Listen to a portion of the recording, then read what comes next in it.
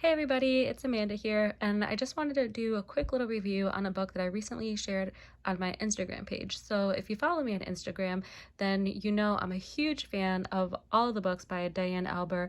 I have so many of her books in the series focused on the little spots, and this is a part of a series called Inspired to Create a Better You. And on my page, I do a lot of reviews where I share the books and I give the recommendations and kind of share ideas. And if you're a classroom teacher or someone that works outside of the classroom, like a special education teacher, school psychologist, school counselor, or social worker, I give some ideas on how you can use those books in counseling and incorporate social emotional skills and activities based off of the books. So again, this book is part of a bigger series, and these are some of the books in her collection, and there's even so many more books than just this. But what I love about the books is, again, each book offers a coping tool. So I think this is fantastic if you do zones of regulation. You can easily incorporate these books. So if you're focusing on the red zone that week, you can read with the kids the book on the spot of anger. If it's the yellow zone, you have the spot of anxiety, or the blue zone, you can read the book spot of sadness. And again, these 4 books are perfect for focusing on the green zone. And she also has a book, A Spot of Kindness, I believe it's called.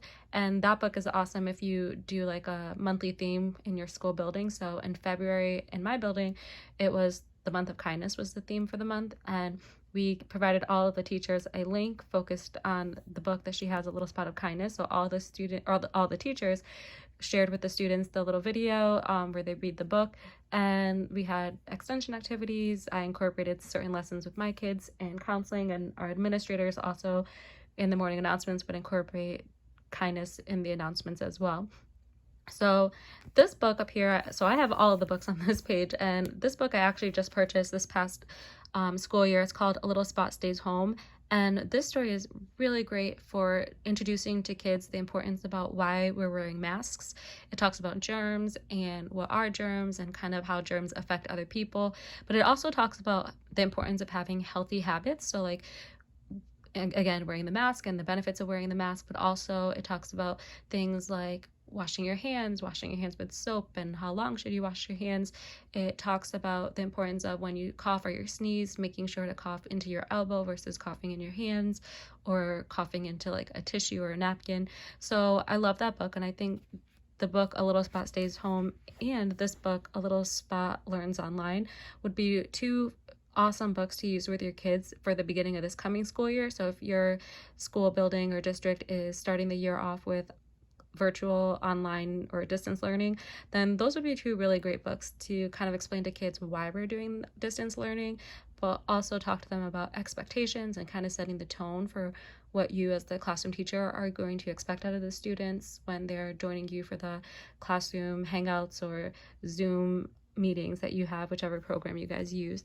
I also wanted to share this book, A Little Scribble Spot.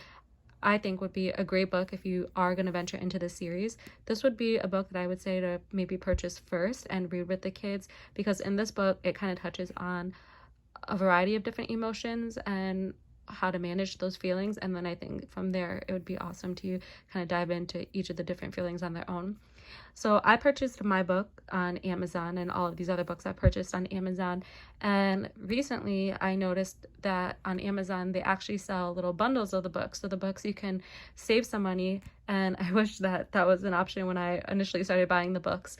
But so now if you go on Amazon, you can purchase sets of the books, and they come in this really nice heavy duty box that is so cute with the decorations on it, and it has different books. So right now she has 2 different sets available on Amazon, and I think there might be another one that you can order through pre-order. So I just wanted to share for this book some of the benefits of this specific book and why I think this would be a really great book to start your year off with the students, and read this first to kind of explain to students what your expectations are for distance learning. So all the books feature these 2 kids, and for each book they meet the spot, and the spot introduces himself to the kids and talks a little bit about what type of spot he is and how to sort of manage that feeling or those emotions in the book. And so for this one, again, it's kind of talking to kids or introducing to them why we're doing distance learning and how school is going to look a little different this year, how instead of being in class in person with the kids, you're going to be seeing everyone online. And it talks about some important things, so kind of setting the tone for the kids of, ideally when we're getting ready for distance learning or to log on to our classroom, it would be nice to kind of have a schedule and make the habit of changing out of your pajamas, and that's a nice way to start your day. It talks about the importance of organization and making sure that you have all of your materials ready to go. It also talks about the importance of making sure to use the bathroom before you are about to start your online class, because you don't want to have to leave the classroom hangout or the class meeting mid activity to go use the restroom. I also love that it talks about the importance of making sure to find a quiet space, and if you don't have a desk, you can use a kitchen table or a dining room table.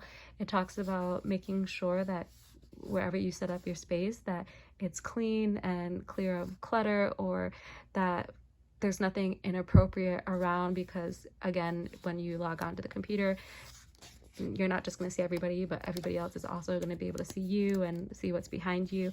So just things to keep in mind for the kids. It talks about if you have pets, making sure to put your pets, if they're allowed, into another room, or finding a different room for you to go to so that there's no distractions, and the importance of being on time. And what I love about this too is she talks about the importance of maybe even logging on 5 minutes earlier, just to make sure that your computer's charged, the camera, the voice is working, that you're plugged in and ready to go. And it also talks a little bit about how that's showing respect, and it's showing respect for your classroom teacher, it's showing respect for your classmates, and that you value their time as well. And I think that's hugely important, because it kind of introduces kids a little bit to perspective taking and understanding that the world exists outside of themselves, and that with distance learning and virtual classrooms, that we do need to be mindful of other people and be respectful of their time and what they have to say. And she talks about whole body listening and how to have, whole body control, making sure that you raise your hand if you have something to say, when to mute and unmute yourself on the computer, and just kind of how this is a nice way to show, again, respect for other people and show that you're ready to learn, and that you are respecting that time that the teacher is putting into the lesson as well. So again, you can purchase all of her books on Amazon. She also has a website, www.dianealber.com, and this website is fantastic. She has tons of free downloadables and printables that you can use with your students to reinforce the activity, almost like extension activities for the kids. So I think that's great too, to share out with families. In our building, we use Power School, which I'm sure most other buildings do as well, but in Power School we also use the feature to communicate with parents, so we can send parents messages, and there's a special program where you can almost like do individual sort of like tweets or emails, kind of an easy way to message parents. It's called Parent Square. So on Parent Square, sometimes what I would do as well is share out some of the links to her activities. But I also, what I love too, is my student intern this past school year found on YouTube that Diane Alber posted videos of her reading some of her books. So what I would do for my distance learning classrooms was, in my Google Classroom, I would share the link with the students, and the students could then go on YouTube, watch her video. And what I would do as well is, in Google Docs, they have really great features, so you can do Google Slides, Google Forms, and I would create either like a little PowerPoint activity for the students or a Google form. So it also helps to put some accountability on the student to make sure that they're watching the videos, and show some responsibility, so then the students would watch and then respond to questions, answer questions, or type responses to open-ended questions that I had for them. And it was a good way too. I would incorporate check-ins, so social emotional learning, incorporating check-ins with the students, and also ask them what toolbox strategies did they learn, and how would they use those toolbox strategies to help them, when would they use it, and how would it be beneficial for them. So I think those are just some great ideas, and I purchased the hard copies of the books and would read them in my one-on-one hangout sessions with the students on Google, and then I would just kind of like hold the book up close to the computer camera so the kids could see the book. But I do want to share a helpful tip. So a new friend that I made recently on my Instagram page, her Instagram page is @schoolcounselor_runner, and her name is Christy, and she's awesome. So she told me that she loves these books as well, but what she does actually is she downloads the free downloadables of the books through Kindle, and what she would do for her Zoom meetings or Google Hangouts with her kids was she would share her screen with the students so that they could see the book. And I thought that was a great way as well, and it's awesome because it's a little bit more colorful. It's a little easier for the kids to see the book, read the words, and then she would read it with the kids. So that's fantastic. And I think if you're like myself, I'll be going back to the school in person for the fall, and my plan is to look into the Google download or the Kindle downloads and maybe upload those on the smartboard. So if I go into classrooms to do lessons with the kids, because in the past when I did classroom lessons, I would bring the book in and we would sit on the carpet together and read the book. And I know obviously right now with the pandemic, we need to make sure that we have safe distance between everyone. So the kids will most likely obviously have to stay at their seats versus coming to the carpet. So reading a book like this might be a little harder for the kids to be able to fully see the pictures and everything. So I think that idea that Christy had with the Kindle downloads would be a great way to put up on the smartboard if you can and read the book whole class with the students, or share it on the iPad and have students read it off of the iPad, maybe in smaller groups or one-on-one. If they're doing an activity, it could be like a reading center for the kids, and you can incorporate the social emotional part by having the kids respond to open-ended questions, or maybe do a creative writing piece where they create their own story with a little spot and a scenario and a toolbox strategy that the child in the story has to use. So there's lots of ways to be creative. And again, if you are interested in learning more about social emotional learning and other resources, please feel free to check out my Instagram page. It's at schoolpsych, all one word. And I do a lot of book recommendations. Lately, I've been posting a lot of games and things like Legos or games that I've recently purchased, little toys at Target.